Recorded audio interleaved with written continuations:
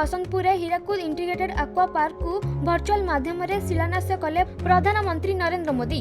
चिपिलिमा OAT auditorium रे आयोजित भित्तिप्रस्तर कार्यक्रम रे पंचायत राज मंत्री रवि नारायण नायक, रेंगाली विधायक सुदर्शन हरिपाल, पूर्वतन विधायक नाउरी नायक प्रमुख जोग देथिले।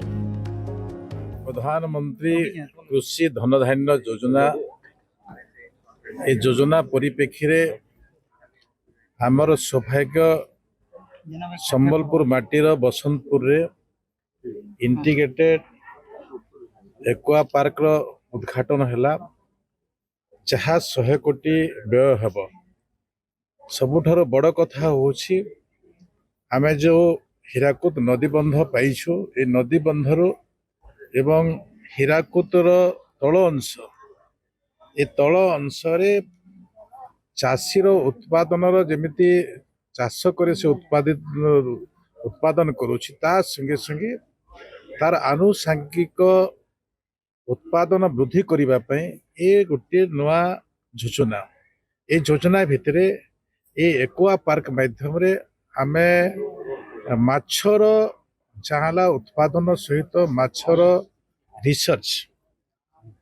रिसर्च को अधिक उत्पादन हो पारिबो एवं अधिक प्रकार हो पारिबो।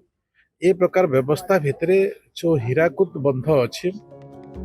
बसंतपुर ठारे 100 कोटी टंकार मंजूर एक्वा पार्क को निर्माण करा जिवो। एही अत्याधुनिक एक्वा पार्क रे विभिन्न प्रजातिर माछ, जाआला चाष, आधुनिक ज्ञान कौशल प्रक्रियाकरण, फीड मिल, मत्स्य प्रशिक्षण शिविर, उत्पादन केन्द्र, प्रवाहित जल रे मत्स्य चाष, रंगीन माछ चाष, बायोफ्लैक्स सह दक्षता प्रशिक्षण केन्द्र प्रतिष्ठा हेबो। एहा द्वारा संबलपुर रे मत्स्य चाष रे उपकृत हेबा सह मत्स्य उत्पादन रे बेस सहायक हेबो बोली प्रधानमंत्री कहिसंती। इंटीग्रेटेड एक्वा पार्क करा जिवो 95 एकर जमी परिमित अंचल रे एवं एथिपाई केंद्र सरकार प्राय 60 कोटी एवं राज्य सरकार प्राय 40 कोटी टंका जोगाई देवे एवं यही जो इंटीग्रेटेड एक्वा पार्क एठारे स्थापन करा जिवो सेतरे आपनकर टिलापिया एवं पांगासिया जो माछ को आम केज माध्यम रे चाष करने योजना करा जायछि हीराकुद रे, सेतिपई आवश्यक उन्नत मान जाल चाषी मानक जोगाई दिया जिवो। आम पुर्णा कालिया माछ चाष कर जमीक आम प्रति वर्ष जी आम प्रोडक्शन होगा कथा से हिसाब प्रोडक्शन नहीं पाते।